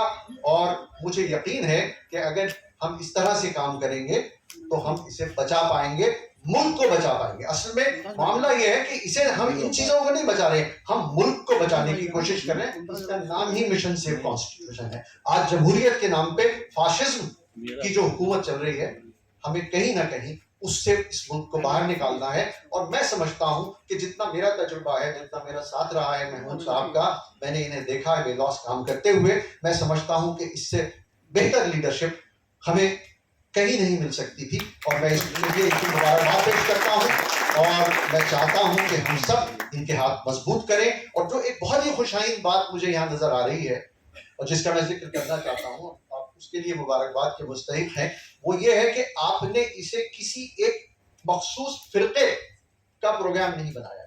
जो यहाँ मेरे दोस्त दूसरे और नजर आ रहे हैं फिरकों से, यही हमारी सबसे बड़ी ताकत होगी और यही हमें कामयाबी की तरफ लेके जाएगा। मुझे यकीन है कि हम इसमें कामयाब होंगे। तो आखिर में मैं ये अर्ज कर दूं कि मैं एक वकील हूं और मेरी जो खिदमत जहां भी आप चाहेंगे, यकीनन लीगल कमेटी में तो मैं रहूंगा ही, लेकिन उसके अलावा जैसे भी, बहुत क्लीशे है लेकिन तन मन धन से जैसा भी मुझसे बन पड़ेगा, मैं इसमें आपके साथ रहूंगा हर वक्त। दामे दर में सुखने। बहुत शुक्रिया, आपने मुझे मौका दिया। बहुत बहुत शुक्रिया नासिर भाई, आपने अल्लामा इकबाल का जो शेर अभी हम लोगों के सामने रखा है, रियली अल्लामा इकबाल के बहुत शेर हैं, लेकिन वक्त बहुत कम है। इससे पहले कि अब बहुत सारे अभी हमारे पास लोगों के नाम आ चुके हैं। सत्य प्रकाश जी यहाँ पर तशरीफ रखते हैं, थोड़ा लेट आए हैं, लेकिन मैंने देख लिया कि वो स्टेज पे तशरीफ लाएं। और मैं नासिर भाई आपको ये एक शेर से आपको बता देना चाहता हूँ कि हम डरते नहीं हैं। हम लोगों ने लड़ाई शुरू करी है। जिस देश में जान के रखवाले खुद जान ले मासूमों की, जिस देश में आदिल बहरा हो, उस देश के हर लीडर पर सवाल करना वाजिब है। हम सवाल करते रहेंगे। एक ने ये भी शेर कह दिया कि काट कर जुबान मेरी, कह रहा है वो जालिम, अब तुझे इजाजत है हाल दिल सुनाने की मेरी जुबान अगर कोई है तो बाबा अंबेडकर साहब का ये कॉन्स्टिट्यूशन है जो उसने आज मुझे जबान दे दी है, जिससे हम बोल भी सकते हैं। और वो एक जालिम ये ना समझे कि हमने किसी भी शक्ल से हिंदुस्तान के तख्ते पर आकर बैठ गए हैं तो हमें उठाया नहीं जाएगा। ये जमहूरियत है। हम जमहूरियत में SC ST और माइनॉरिटी मुस्लिम अगर मिलकर इकट्ठा होते हैं, ये 80% की तादाद है। हम अपने को कम ना आके हम बुला रहे हैं सत्य प्रकाश जी को, क्या है और बताएं हमें किसी खिदमत करेंगे। इसमें उनकी जगह किस जगह पर उनका नाम लिखा जाए। धन्यवाद, जय भीम। सबसे पहले मैं थैंक यू कहना चाहूंगा महमूद प्राचा साहब को कि उन्होंने इस मीटिंग का जो एक ऑर्गेनाइजेशन किया, और ऑर्गेनाइजेशन का जो पर्पस है वो वक्फ की प्रॉपर्टीज बचाने के लिए है। तो मेरे मन में थोड़ा डाउट था कि मुझे यहाँ पर मेरा रोल क्या है। तो जब मैंने साइन किया तो उसमें मेरा रोल बहुत क्लैरिफाई हो गया कि मैं लीगल टीम में रहूंगा। और क्या वक्फ की प्रॉपर्टीज को बचाने के लिए मेरा कोई इसमें रोल होगा? मैं जिस समाज से संबंध रखता हूँ, जिस विचारधारा से मैं संबंध रखता हूँ, तो शायद आप लोग जो है आजादी के 70 साल बाद जागे हो, हम तो हजारों साल से उस व्यवस्था के पीड़ित रहे हैं। आज मैं भरे मन से कह सकता हूं कि आजादी के समय जो मुसलमान 600 रियासतों का राजा था, वो शायद आज 6 रियासत का राजा भी भारत में नहीं है। वही हालात जो है हम लोगों के साथ भी हुए। और वर्तमान में जो हमने देखा गुरु रविदास मंदिर के साथ वही सिचुएशन है जो आज आपके साथ वक्फ की प्रॉपर्टी के साथ है। कि जलते घर को देखने वाले फूस का चप्पर आपका है, कि जलते घर को देखने वाले फूस का चप्पर आपका है, उसके पीछे तेज हवा है, आगे मुकद्दर आपका है। और तेरे कत्ल पे मैं भी चुप था, मेरा नंबर अब आया, और मेरे कत्ल पे तू भी चुप है, अगला नंबर आपका है। तो ये जब बात होती है कि क्या मिशन सेव कॉन्स्टिट्यूशन के अंदर में सिर्फ एक कौम का ही योगदान है। अभी मैंने कुछ वक्ताओं को सुना, ये मेरी पर्सनल थिंकिंग भी हो सकती है कि उन्होंने कहा कि हमारी कौम का सवाल नहीं। सवाल आपकी कौम का नहीं, सवाल है संविधान बचाने का, सवाल है हमारी पहचान बचाने का, सवाल है हमारी भविष्य को एक लड़ाई की नियत देने का। और सवाल यहाँ पर है कि अगर आज हम यहाँ खड़े हैं तो किस लिए खड़े हैं? कि एक शेर है कि हो गई है पीर पर्वत सी पिघलनी चाहिए, कि हो गई है पीर पर्वत सी पिघलनी चाहिए, और आज फिर इस हिमालय से गंगा निकलनी चाहिए। और आज ये दीवार पर दो की तरह हिलने लगी, शर्त लेकिन ये थी कि बुनियाद हिलनी चाहिए। और हर सड़क पे, हर गली, हर मोड़ पे, हर राह पे, कि हर सड़क, हर गली, हर मोड़ पे, हर राह पर हाथ हिलाते हुए हर लाश दिखनी चाहिए। और सिर्फ हंगामा खड़ा करना मेरा मकसद नहीं, सिर्फ हंगामा खड़ा करना मेरा मकसद नहीं। सारी सूरत ये है, सारी कोशिश ये है कि सूरत बदलनी चाहिए। और हो कहीं भी आग तो ये आग लगनी चाहिए, हो कहीं भी आग तो ये आग लगनी चाहिए। और जिस आग को हम लगाने की आज बात कर रहे हैं वो इसलिए बात कर रहे हैं क्योंकि यह सवाल जो है हमारी अस्मिता, हमारी पहचान और हमारी लड़ाई का है। और हम जो काले कोट वाले हैं वो इस लड़ाई को लड़ने के लिए इस वजह से भी यहां पर इकट्ठे हुए हैं कि हम कल बदल देंगे, हम आज बदल देंगे, कि हम कल बदल देंगे, हम आज बदल देंगे, अब की बार इस भारत का इतिहास बदल देंगे। जो हमारी पहचान थी उसे हम बचाएंगे और तन मन धन से बचाएंगे। और तुम्हारी शमशीरों से और तलवारों से नहीं डरते, तुम्हारी शमशीरों से और तलवारों से नहीं डरते। मरते दम तक हम आवाज उठाएंगे, मरते दम तक हम आवाज उठाएंगे। जय भीम। बहुत अच्छे सत्य प्रकाश जी, ये लड़ाई कॉन्स्टिट्यूशन की है, कॉन्स्टिट्यूशन बचाओ की है। इसमें किसी खास समुदाय, किसी खास मजहब का नहीं है। लेकिन आज एक टॉपिक, एक कौम जो बहुत ही शिद्दत से आप तमाम हिंदुस्तानियों का इंतजार कर रही है कि वो सब एक साथ यूनाइट होकर आज उनके दुख में शामिल हो जाएं। क्योंकि ये वक्त की प्रॉपर्टी वक्त प्रॉपर्टी नहीं है। This property is the property of the almighty.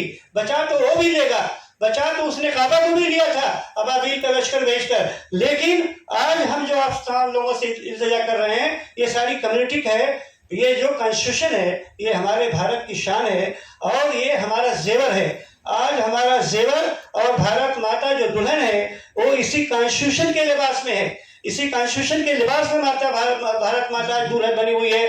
लेकिन कुछ लोग उसके सिंदूर को उसके माथे से छीन लेना चाहते हैं। मैं इसी से एक हमारे पास अभी नाम आया है, एक लेडीज को मैं चाहता था कि वो आए हमारे स्टेज पर, इस आज के महान स्टेज पर आकर अपनी बातों को शेयर करें। और इन तीन टीमों में वो किसके साथ होना चाहेंगी, जिनका नाम है शबाना जैदी, यहाँ तशरीफ रखती है, तो स्टेज पे आ जाएं प्लीज। अभी उनका नाम आया हुआ है। बहुत बहुत बहुत बहुत मुबारक हो आपको। आइए।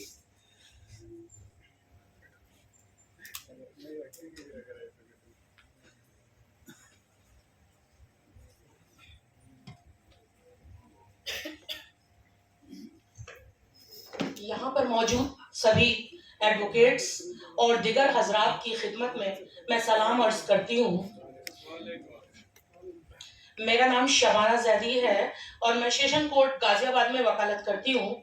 जैसा कि आज की मीटिंग का मौजू है वक्फ प्रॉपर्टी, जिस पर हमारे सर ने बहुत कुछ आप लोगों को बता दिया है, मैं अपने बात को बस 2 अल्फाजों में ख़त्म करना चाहूँगी कि जब कभी भी इस मीटिंग की में हम लोगों की ज़रूरत होगी मैं मौजूद मिलूंगी और तन मन धन से हमेशा इसमें हाजिर रहूंगी। और एक शेर अर्ज करना चाहती हूँ आज के मौजू पे। ए मौजे तलातुन गैरत कर कश्ती को भंवर में फिर ले चल, वो देख तेरी नाकामी पर कम ज़र्फ किनारे हंसते हैं। आदाब।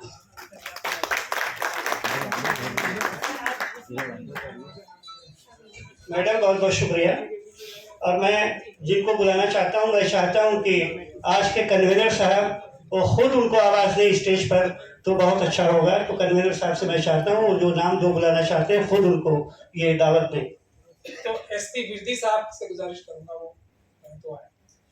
ये हमारे फॉर्मर मजिस्ट्रेट भी रहे हैं और अभी जो अम्बेडकरवादी मिशन है उसके बहुत बड़े सिपह सालार हैं, तो उनसे गुजारिश करूँगा मैं। उसके बाद आयर सिंह जी भी आज भी तैयार हैं। भानु जी को थोड़ा इंतजार कराएंगे, ये स्टार है तो इनका थोड़ा लेट है।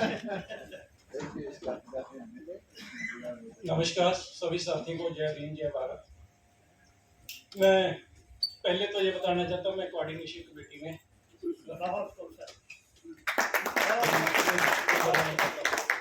और विरदी साहब थोड़ा अपना कोऑर्डिनेशन कमेटी में क्यों रहेंगे वो भी बता दीजिएगा। मैं 2 साल पहले प्राचा साहब से एक फंक्शन में मिला था और प्राचा साहब ने एक चीज बताई थी, मुझे अभी भी याद है और मुझे लगता है वही हमारा सोल्यूशन है। प्राचा साहब ने बोला जिस दिन SC ST OBC और मुस्लिम इकट्ठे हो जाएंगे उस दिन हम जो चाहेंगे वो होगा। और जो आज की डेट में जो हमारे अधिकार है, जो हमारी प्रॉपर्टी पे लोग कब्जा करना चाहते हैं, कोई नहीं होगा। हम जो हम चाहेंगे वो होगा। बस हमें इकट्ठे होने की जरूरत है। आज मुझे एक्चुअली इस फंक्शन के बारे में पता नहीं था, हालांकि बदालिया साहब ने मुझे मैसेज भेजा था, भाई चांद देख नहीं पाया क्योंकि रामलीला मैदान का जो फंक्शन चल रहा है उसमें भी मैं ऑर्गेनाइजिंग कमेटी में था। तो अच्छा साहब आए, उन्होंने बोला कि भाई सेव कॉन्स्टिट्यूशन का तो वहाँ प्रोग्राम है, तो मैंने सोचा चलो ये काम होता रहेगा, चलो मैं आपके साथ चलता हूँ, और मैं इधर आ गया। तो मेरा यही एक्चुअली है मकसद कि मैं सबके साथ मिलके इधर भी जुड़ के कुछ काम करूं और उधर भी करूं, और यही मैं वहां भी कर रहा हूं जहां भी वही करने का इच्छा है। Thank you very much. मिर्जी साहब ने अपना असली तारुफ नहीं दिया। ये ऑल ओवर इंडिया सैकड़ों जो अम्बेडकरवादी संगठन है उसका कोऑर्डिनेशन करते हैं, तो इसीलिए इनसे गुजारिश मैंने की कि आप आए। इसी तरीके से मैं अब 2 लोगों को और बुला रहा हूँ एक साथ। शुएब था, हाँ ये भूल गया ना मेन बात। सॉरी, मैं एक रिक्वेस्ट करनी थी आप लोगों से कि हमारा जो अम्बेडकर भवन का जो फंक्शन चल रहा है वो आज भी है और कल भी है, और कल भी आप लोग सब वहां पर आए रामलीला मैदान में। रामलीला मैदान में हमारा 2 दिन का फंक्शन है। कल सुबह 10 बजे से लेकर शाम 6 बजे तक चलेगा, और आप लोग सादर आमंत्रित हैं। आप आइए सब। अब मैं 2 लोगों को एक साथ, मोहम्मद शुएब खान साहब को और अली माज साहब को। अली माज साहब मेरे जूनियर भी रहे पहले, और ये दोनों जो हैं देश भर में ऐसा काम कर रहे हैं जो जिससे नुकसान और फायदा क्या होता है मुझे पता नहीं, लेकिन ये पॉलिटिकल पार्टीज को रजिस्ट्रेशन, इन्होंने सैकड़ों पॉलिटिकल पार्टीज, सही बोल रहा हूँ मैं, सैकड़ों पॉलिटिकल पार्टीज रजिस्टर कराई हैं, और बहुत सारे एमपी इंडिपेंडेंट और एमएलएस इनके डायरेक्ट टच में। तो मैं इन दोनों से गुजारिश करूंगा कि ये भी आए, और दोनों लॉयर्स हैं तो क्या जिम्मेदारी लेंगे किसमें वो ये खुद ही बताएं। बहुत शुक्रिया।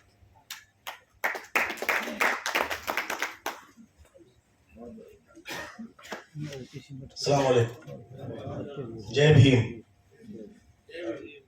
मैं चाहता हूँ कि 2 मिनट में बोलूंगा, लेकिन कैमरा को बंद कर दे, बंद कर, प्लीज बंद कर दिया। देखिए हम लोग सारे सीनियर यहाँ बैठे हैं, उम्र में बहुत कम है आप लोगों से, इसलिए कोई ऐसी बात नहीं कहेंगे जिसमें लगे कि हम अपना बड़प्पन दिखा रहे हैं, लेकिन ये बात जरूर कहेंगे